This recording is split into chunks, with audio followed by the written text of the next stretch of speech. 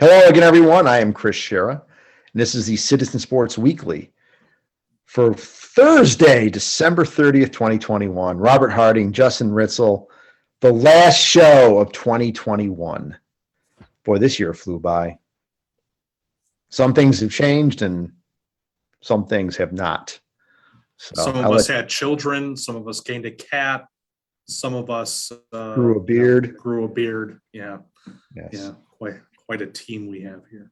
Yeah. So, and we'll do our picks. We'll do our takeaways from week 16, and we'll talk about the legacy of John Madden. So let's start with our takeaways from week 16. And for me, COVID. I mean, obviously, it's been something that's been affecting the NFL now for the last couple of weeks.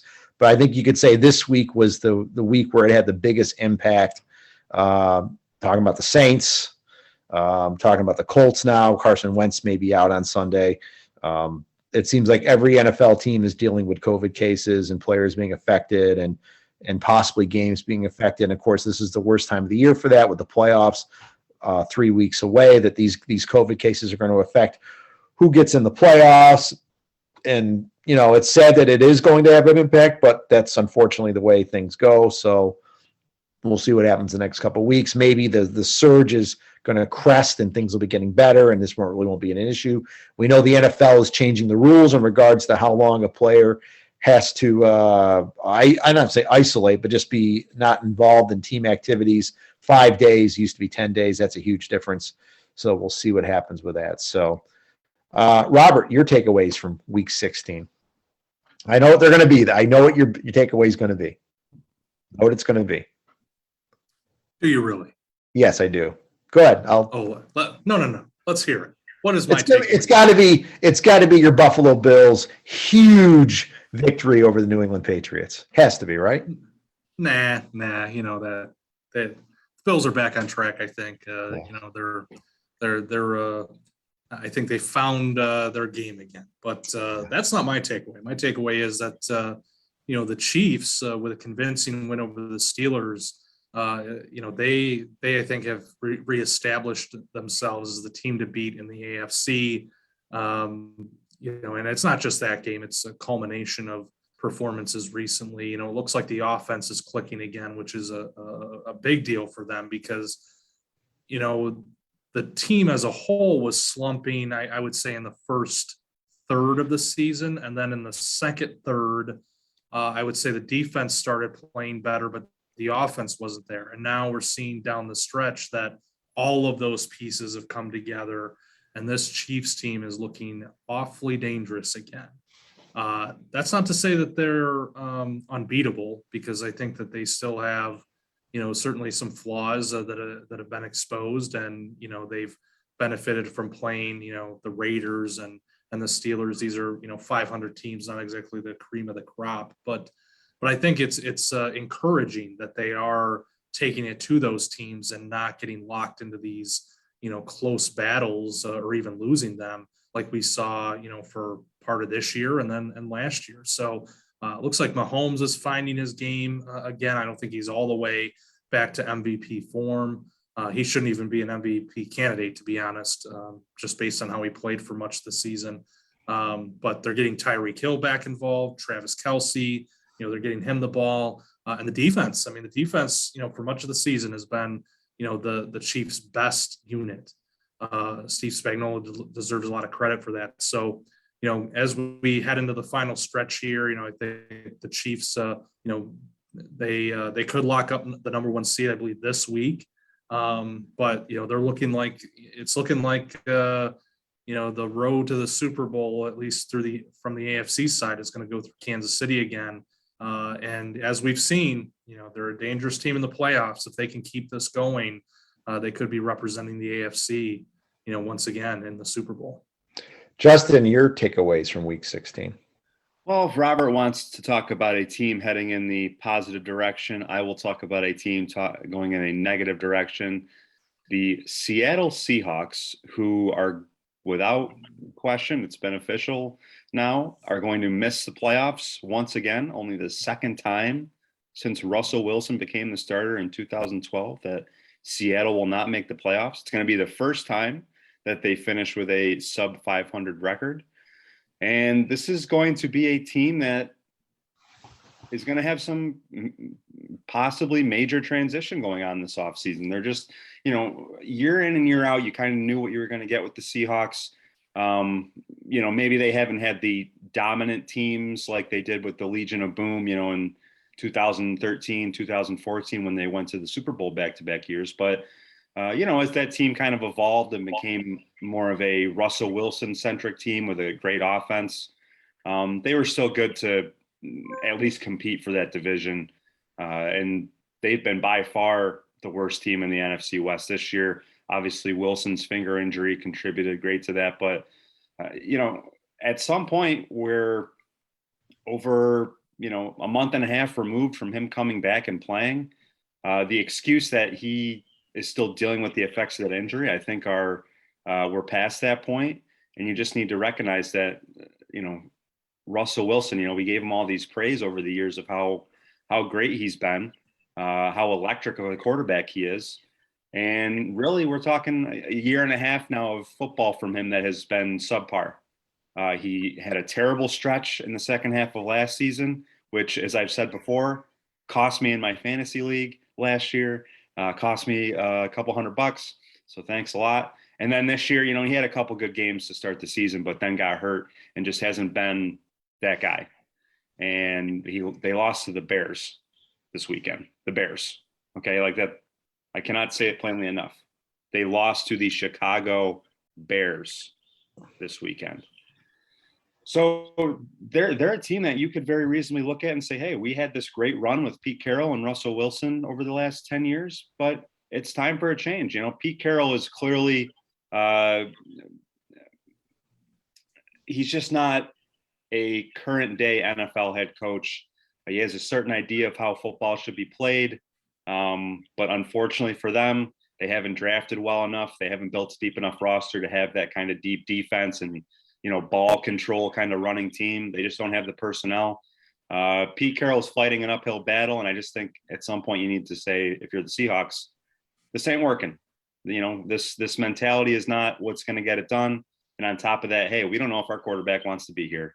For all the Aaron Rodgers drama that happened last season, let's not forget that last offseason started with Russell Wilson drama, where he, said, oh, I don't want to be traded from Seattle, but hey, here's a few teams that I would be willing to go to if a trade were entertained, come on. So, and luckily for him, a lot of the teams that he mentioned there, I think like the Giants, the Saints were among the teams. Hey, guess what? They still need quarterbacks. So maybe he'll go somewhere else and return to kind of form a little bit. But I do think we're seeing a little bit of Russell Wilson that I've been saying for years, which is the guy is a good quarterback. He certainly has the talent to be a top 5 quarterback, periodically. But when you put the organization on his shoulders and say year after year after year, go win regardless of your surrounding circumstance, regardless of talent around you, and he can't do it. They haven't been as good of a team with a depleted roster. So yeah, I look forward to seeing what happens with them this offseason. And I can't say I'm too disappointed at the demise of the Seahawks. Just being frank. Yeah, they have been a thorn in the Packers' side over the years, no doubt about that. So, all right, we've done fine against them ever since that debacle in 2014. We've done okay. All right, our next topic is the loss of John Madden. I'm the only one old enough to remember when John Madden was an actual NFL coach. Okay.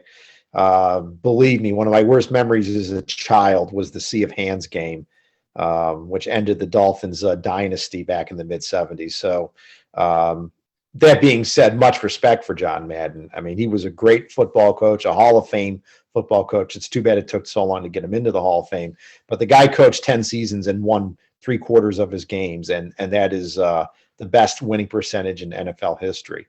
And then he got burned out, and then he turned to broadcasting and changed broadcasting, not just for football, I think, but for all sports.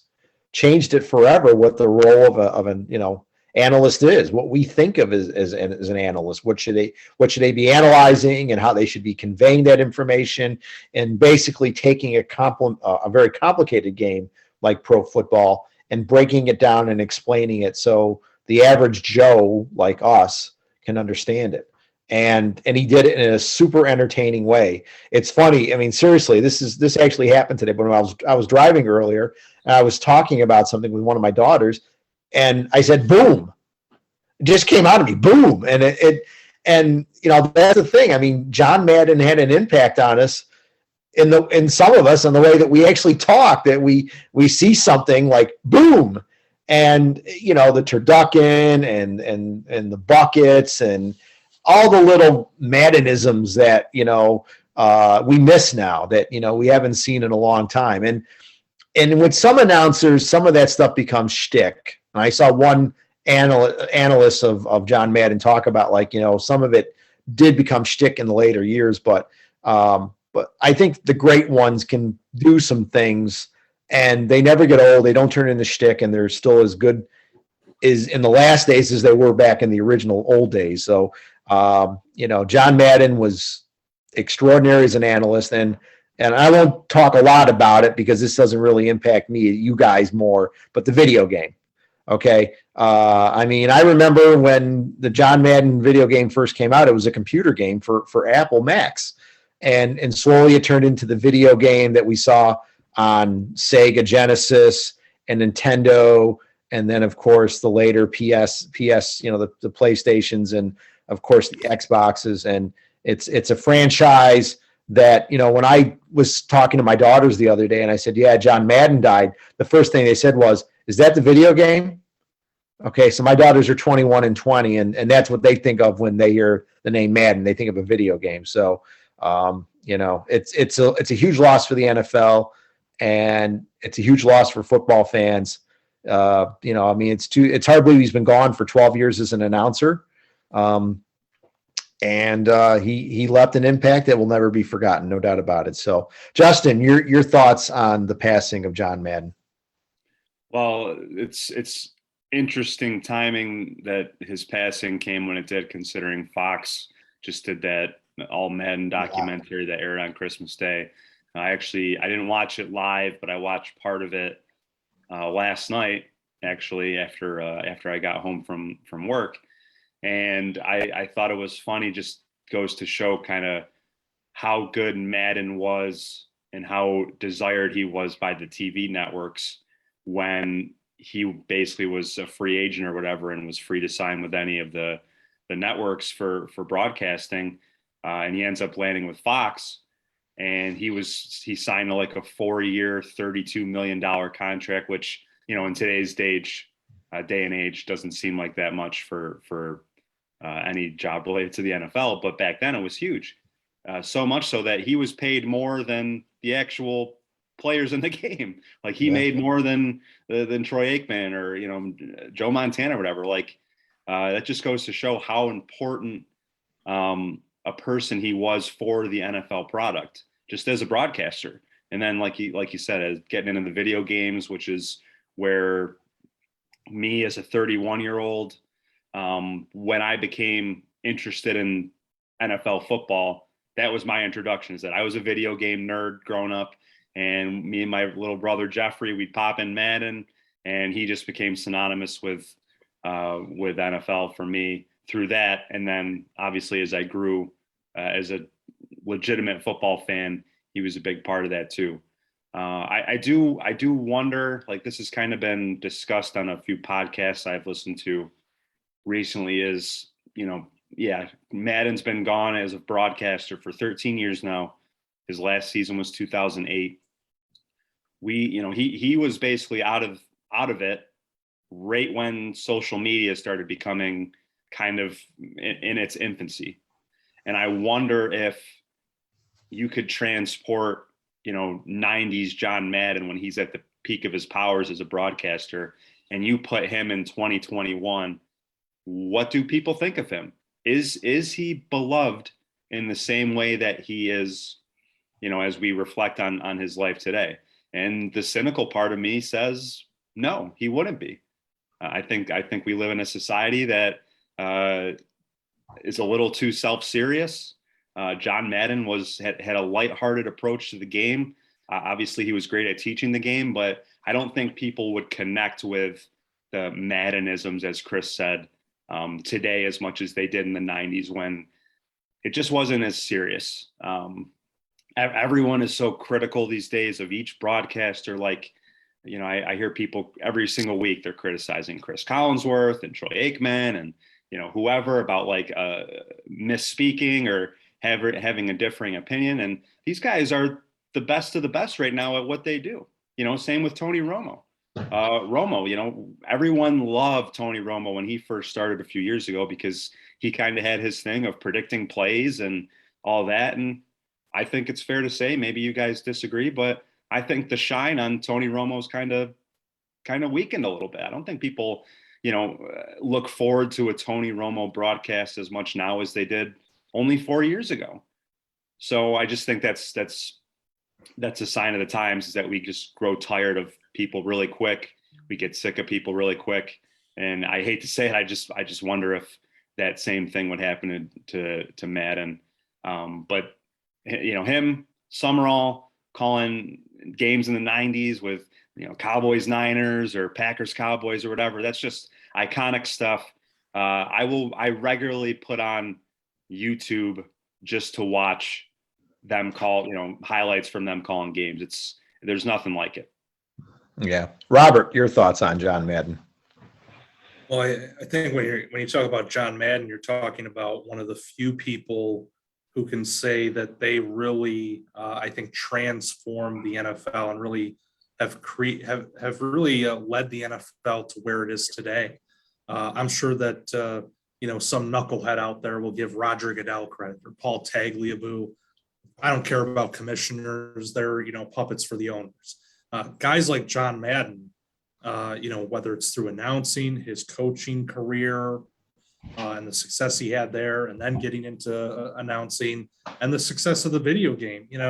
It's easy to dismiss the video game part, but I played that video game as a kid, and I haven't played it in a few years, but I played it up until maybe 4 or 5 years ago pretty regularly. I would buy Madden every year, and there's a lot of younger fans today that play that game, whether you're in high school or whatever. And so that shows that there's generations of fans that have grown up playing that game, and by doing so, learning about the players, learning the plays that these are schemes and plays that are actually used in the NFL, and learning about how the game works. And I think that's quintessential Madden, that everything was about educating the fans and sharing the knowledge and really building the game that way.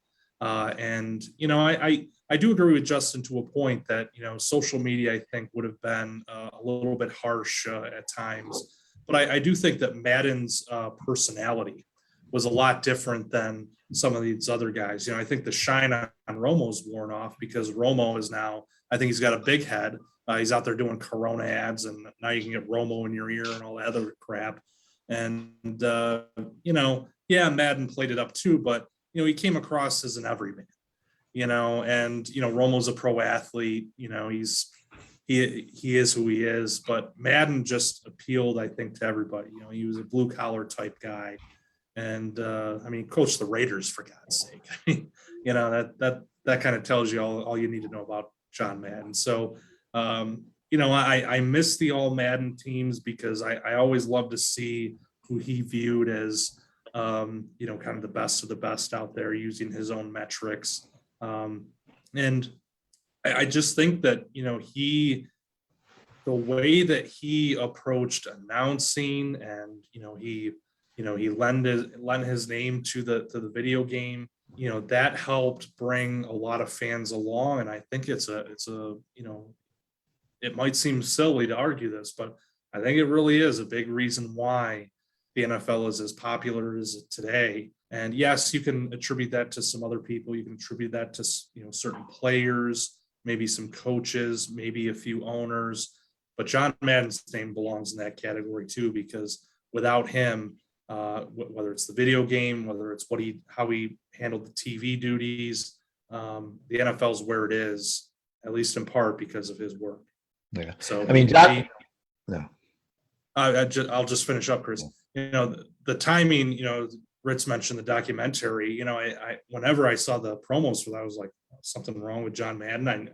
I knew that he was older, and obviously he's been retired for a little while, and so I was like, something wrong with him, and I looked around and couldn't find anything, and then after this airs, a few days, and he passes away. It's like, jeez, but it's just it's a tough loss for the NFL because of the mark that he left, and he certainly he's immortalized in the video game.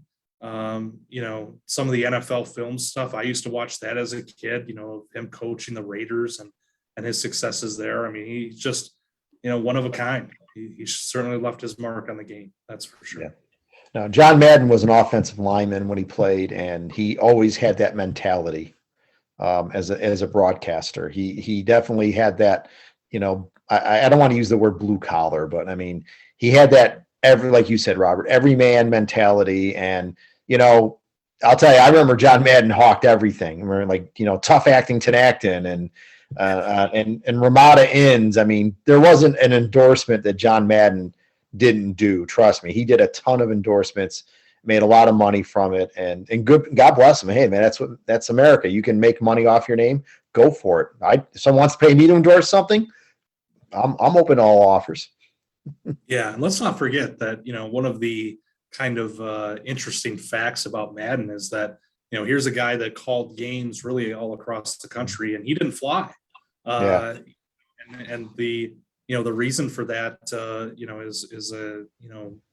is a real one. I mean, I think it stems from I forget the college football team that was involved in a plane crash years Marshall. ago. Well, it might have been Marshall, but I think there might Marshall. have been a difference. But I know that he was affected by that. It really made him nervous. But he also said that he didn't like planes because they made him claustrophobic. So he got the Madden Cruiser, and that became kind of a thing. The Madden Cruiser going around, especially when he did Sunday Night Football in later years. And I always thought that was a cool thing, being someone that really doesn't like to fly myself. That he was willing to do that, willing to go to those lengths to crisscross the country. And, that was one of the always cool things about Madden. That, he made sure he got there. It was his own way, but he got to the games. True story. John Madden hosted Saturday Night Live back in '82. He actually hosted the show. And that was the Eddie Murphy, Joe Piscopo days of SNL. So, it's on YouTube someplace, or you can maybe SNL has the full episode on its website. But there was one other thing I wanted to mention about Madden, which unfortunately I've lost my train of thought and I can't remember now. But maybe we should move on to the picks. So disclaimer before we get started: last Wednesday we did pick the Dolphins Saints game, but of course this was before all the COVID issues with the Saints. So in a first time I think we've ever done this, we reopened our pick. Usually when we do our picks, that's it. But we reopened it, and as a result, Robert and I picked the Dolphins to cover. It was, I believe the Dolphins were favored by 3 or 3.5, and Justin stayed with the Saints because originally we all picked the Saints. And the Dolphins definitely covered that game, won by 17. So as a result, for the week, I was 4-0, Robert was 3-1, and Justin was 3-1. So we've got 2 weeks of the regular season left, then the playoffs. So we're heading into the home stretch. So let's get right to it. Our first game, the Kansas City Chiefs, 5-point favorites on the road at Cincinnati. Look, the Chiefs, impressive what they've done. They were 2-4 at one point, or 3-4. I mean, everybody was writing them off, and they've been on this incredible roll, and they're going to probably get the first seed in the AFC. But they're going up against a darn good Bengals team that's been playing well lately. And I know they lost against the Niners in overtime a couple weeks ago, but I think the Bengals are playing as good as anybody right now. Joe Burrow is clicking and is playing as well as any quarterback right now. It's a 5-point spread. That's a large number to be a home dog like for a team like the Bengals, which is arguably a playoff team. So that being said, Chiefs could win this game, should win this game, but I think the Bengals make it tighter and maybe even pull off the upset. I'm picking the Bengals to cover the -5. Go ahead, Robert. Boy, you have quite the faith in the Bengals here. I'm interested in that. I mean, this is a team that just a few weeks ago lost to the Niners and then the Chargers before that. And yeah, they beat the Ravens, but the Ravens were also without Lamar Jackson this time around. And, they barely beat the Broncos. So with that said, I am taking the Chiefs in this one. I think the Chiefs are just playing better football, more consistent football as well over these last several weeks. The defense, I think, can give Joe Burrow some problems. That's really the key for the Bengals is if they can get things going on offense, yeah, they could make this a game or even win it. But I just have too much faith in the Chiefs. I think that they can easily move the ball against the Bengals defense, and that Chiefs defense could give Burrow some headaches. So yeah, it's going against my better judgment because the Chiefs have hurt me in the past picking against the spread. But I think that the way that they've been playing football lately, this should be a comfortable spread for them to cover. Justin. Yeah, I'm not falling for it with the Bengals. Joe Burrow's having a really nice season, especially coming off his ACL. But fair to say the numbers are a little inflated since 940 of his passing yards came in the 2 games against the Ravens. So listen, he threw for 525 yards last week. That's nothing to, kind of roll your eyes at, but the Chiefs do have a much better defense. Imagine saying that back in September, the Chiefs were going to have a dominant defense, but they've stepped up. And I think the Bengals are a nice team that are definitely trending in the right direction. But you have to look up and down their schedule to find like a win over a quality team. I'm sorry, I'm just looking at their schedule. Okay, they beat Baltimore last week. Whatever. They were down to a 3rd string quarterback. They beat Denver. Okay, well, Denver, they don't know what they're doing. Beat Pittsburgh. Again, another kind of sad team that has a terrible quarterback. You just every time the Bengals play a quality team, they keep it somewhat close, but they just haven't been able to win. So I think they're kind of the middle of the pack sort of team, and the Chiefs are really good. So I'll go with the Chiefs, even though, like Robert said, they often have burned us, but I think they're better. Well, like I said, it's a 5-point spread. For me, that's a factor. If it was a 3-point spread, if it was Chiefs -3, most likely I would, pick the Chiefs to cover. But 5 points is a pretty big spread. So, all right, our next game, my Miami Dolphins at the Tennessee Titans. Titans are 3.5-point favorites. Robert, you go first on this one. I'm interested to hear your guys' thoughts before I espouse mine. Well, before I go to my pick, you're welcome, Chris, because there was no way in hell I was going to pick this game this week as part of my 4, after you gifted yourself a Dolphins game finally. But, I looked at, the situation here. You've got playoff scenarios for both teams at play. So I decided to throw you a little bone. That said, I think this will be the last time we talk about the Dolphins and their playoff hopes because Tennessee's going to beat them. I think Tannehill's, the Ryan Tannehill revenge game will be in full effect. Titans are getting a little bit healthier now, so that'll be helpful for them. They might get Derrick Henry back in the next week or 2 as well, so that'll help them down once they get into the playoffs. I just like this team better. The Dolphins. I get that everybody's going gaga over Tua's completion percentage. Good for him. He can throw an occasional deep ball mixed in with his 2-yard little shuffle passes. But I don't have a whole lot of faith in the Dolphins going up against a good team, which is something that they really haven't had to deal with in this stretch. And yeah, they feasted on a weak schedule, and you got to play the teams that you are scheduled to play against. That's not their fault, but they are where they are because of that weak schedule. And now it's a real test, which I think they're going to fail. miserably. So I'm picking the Titans in this one, Chris. You're welcome, and my apologies for your future shave that's coming, because I imagine that will be quite uncomfortable on that baby face that you have. Well, wow, baby face. Go ahead, Justin. Who do you like? Can't believe we're picking the Dolphins game 2 straight weeks. What a sad state of affairs that we're in. I think Titans last week against the Niners, they kind of struggled in the first half, but they found their formula, which is pass the ball to AJ Brown. AJ Brown's really good. I know he's probably going to be guarded by Xavier Howard, Chris's boy, but we'll see. That's going to be a physical matchup on the outside, but I like AJ Brown's odds. So I'm going to go with the Titans. I think AJ is going to have another big game, and Titans are going to do enough to cover this. Okay. Well, look, usually when we do pick a Dolphins game, I try to do everything I can to avoid being a homer. Okay. I look at the games objectively, and I try to make the pick with my head and not my heart. Okay.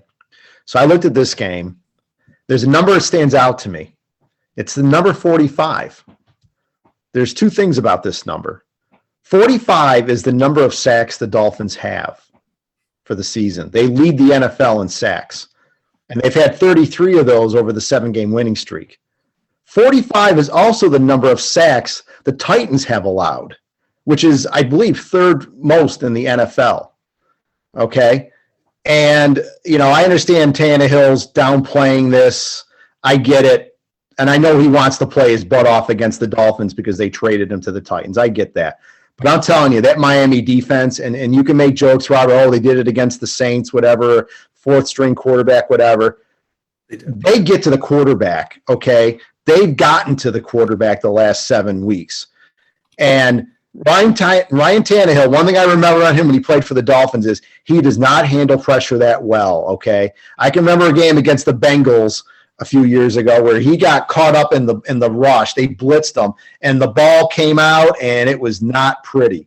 So my thing about this game is Miami offensively, yeah, I give you Robert about Tua and everything. Yeah, he's completing short passes, absolutely. But that's what they want to do. And Jalen Waddle is putting up a pretty darn good season catching those short passes and yards after catch and what he's doing with that. So offensively, yeah, Miami could be playing a lot better, no doubt about it. And that's the weakness of this team is the offense. But I think they'll get enough to get it done. But that defense is the key. If they get pressure on Tannehill and they make things uncomfortable for Tannehill, and with no Derrick Henry to run the football, I like Miami's chances. If Tennessee had a better offensive line in protecting Tannehill, maybe, but they don't protect him. And Miami loves going after the quarterback, and that blitz zero that they run is pretty darn good, and that's going to be the key. The Dolphins cover the 3.5. Remember, it's 3.5. Miami can lose by 3 and still cover that spread, okay? So, yes, I think the Dolphins can win this game, but even if they lose, it's going to be really close, and if they lose, it's going to be within a field goal. So I'm picking Miami to cover the 3.5.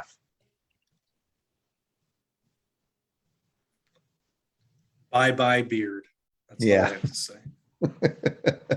Our next game, the Arizona Cardinals, a team that is slumping horribly at the worst time, going up against the red-hot Dallas Cowboys. Cowboys 5.5-point home favorites. I'm going with a hot team here. I think Dallas wins this game easily. Cardinals are hurting. Defensively, TJ Watt they miss amongst other guys. I think Dallas wins this game easily. It's going to be a double-digit victory. I don't think Arizona can keep up with them. I'm going with the Cardinals. Go ahead, Justin. Well, there's no doubt that the Cowboys, much to my detriment, once again, based on Dak Prescott's first half performance, again cost me some money, but they look the best they've looked all season. But here's my thing with the Cowboys, because, I think you can definitely look at some of their box scores this year and the way, when they're clicking on both sides of the ball, obviously there's few teams that have as much talent on offense. And they have a lot of young, really exciting, really dynamic players on defense. Micah Parsons is not only he's the shoe-in for defensive rookie of the year, but there's legitimate conversation that he should be just straight up defensive player of the year. I don't know if he'll win it, but he's in the mix. Diggs, the cornerback, just getting interceptions every single game. Here's my thing with the Cowboys. When they play bad quarterbacks, they look great. When they play good quarterbacks, they don't. Here's who the Cowboys defense has faced this year. I'm going to run down the list of quarterbacks. Taylor Heineke twice. Mike Glennon twice. Taysom Hill. Mac Jones. Sam Darnold. Washed up Matt Ryan. Their only win against a halfway decent quarterback came in week 2 when they beat the Chargers and Justin Herbert by 3 points. Now, when they played Tom Brady, they lost. When they played Patrick Mahomes, they lost. Derek Carr, who's a halfway decent quarterback, lost to him. I know that was a weird game on Thanksgiving, some questionable calls, but they lost. And then their other loss came against Teddy Bridgewater, who, again, kind of an average quarterback. But before I anoint the Cowboys as the great team that everyone is calling them after that win against Washington, I just want to see them do it against a great quarterback. I get the Cardinals have kind of looked like dog crap the last month or so. DeAndre Hopkins is out for the rest of the regular season, so Kyler Murray is kind of without his number one option in the passing attack. But I just want to see it this week. If the Cowboys come in and they dominate the Cardinals, another NFC playoff team, and the defense shuts down Kyler Murray, who is, a very talented thrower and runner, then okay, I will finally believe in the Dallas Cowboys. Until they do it, though, I will always have that bit of skepticism. This is a big spread. I think the Cardinals are due for a rebound game. I like them to at least keep it within 5.5. All right, Justin. I'm sorry, Robert. For Cliff Kingsbury, he must be thinking that he's back in college because the Cardinals don't show up after 12 games of the season. It's quite bizarre. The Cardinals are an interesting case. I mean, this was a team that for much of the season they seem to be riding high, one of the top few teams in the league. And I remember when the power rankings would come out and they wouldn't be number one, there are a lot of people complaining about that from the pro Cardinals contingent. Well, now we see why that was, because certainly the signs were there that this team wasn't too consistent. And while they do have a high-powered offense, a solid defense, consistency has been an issue. And you look at the last 3 games, the loss of the Lions aside, I mean, they've lost to two playoff teams, the Rams and the Colts. And then they have the Cowboys coming up now. I agree that it's a big spread, but I think that the way that the Cowboys can play on both sides of the ball will make a difference in this one and should give the Cardinals some trouble. So I'm going to go with Dallas covering the 5.5. It's a tough one, but I still think they can win by a touchdown. All right. Our last game, the Minnesota Vikings at the Green Bay Packers. A few weeks ago, the Vikings hosted the Packers and beat the Packers, the old divisional game type thing. So, the Packers, I mean, they're trying to get that number 1 seed in the NFC. And the Aaron Rodgers COVID soap opera continues. He continues to espouse things that where you lean, you might agree with or disagree with. So I'm not going to get into that. But that being said, Green Bay is Justin's team. So we'll let him have the honors on this pick first. So go ahead, Justin. I like that, by the way. That's a go. I like that sweatshirt. The Packers lost to the Vikings about a month and a half ago.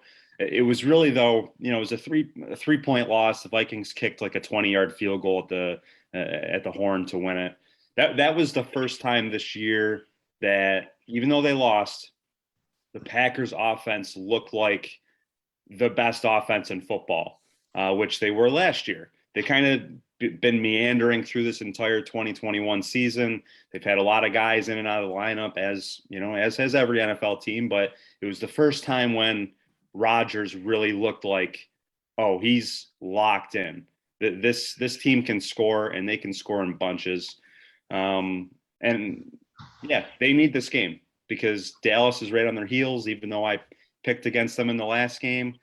Dallas actually has the tiebreaker right now based on conference record. So the Packers can't afford to slip up. What's going to be interesting about this game is freezing temperatures. It's going to be like 4 degrees in Green Bay Sunday night. We'll see which team can handle the cold better. I tend to lean toward the team that doesn't play in a dome and has Aaron Rodgers and has A.J. Dillon, who, if Matt LaFleur wants to be coach of the year, if he's the coach he is, hey, give A.J. Dillon the ball 15 times, please. That guy's a truck. He's not going to be fun to tackle. So I like Green Bay. I think Minnesota's, they lost Adam Thielen, who's a Packers killer, but he's out for the rest of the year. I think when you can focus solely on Justin Jefferson, the Vikings offense becomes a lot easier to stop. That was the case last week when they played the Rams. And then Kirk Cousins, come on. If you're going to pick that guy in a Sunday night game in Green Bay with freezing temperatures against the soon-to-be 4-time MVP, okay, good luck with that. I'll go with Green Bay. Robert? The Vikings are an interesting case in that, they're a 7-8 team that really hasn't played like it at times. This is a team that I think looks better than their record, but in some cases they've blown leads or, they've lost close ones. I tallied it up. They've lost their 8 games by a total of 35 points. I think the largest margin of defeat that they have is 8 this year, which, you could look at the spread and say, well, they tend to make things close. Why not pick them to cover here? But, this is at Lambeau.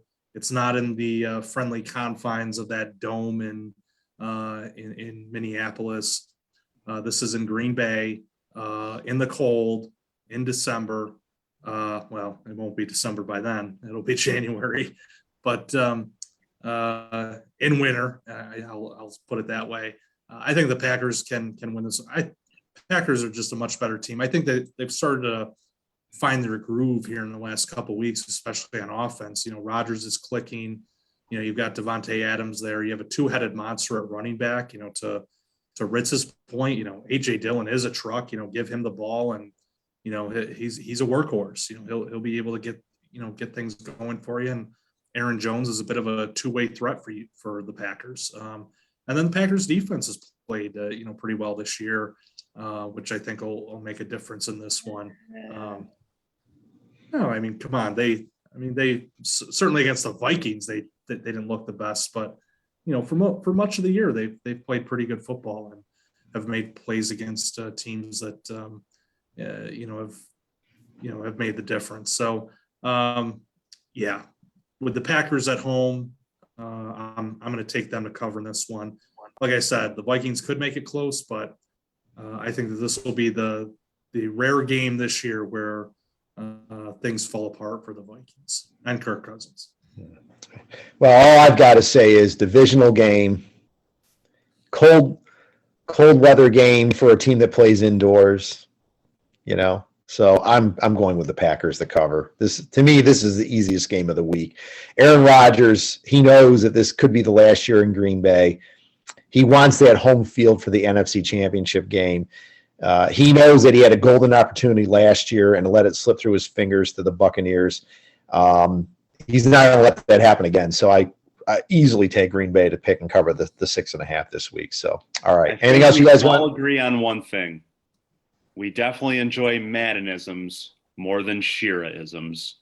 Robert, I think you're with me on that, right? Absolutely. I do too. How can you not love Maddenisms? I mean, I'm still doing them 30 plus years later. So, all right, folks. Hey, that's right. Tomorrow's the last day of the year. So we won't see you folks until 2022. All I will say to everyone is to have a happy and safe New Year. If you're going to go out New Year's Eve, please do not drink and drive. Use an Uber, use a Lyft, walk home if you have to. Please do not drink and drive. It's so important not to do that. please. We don't want anybody getting hurt.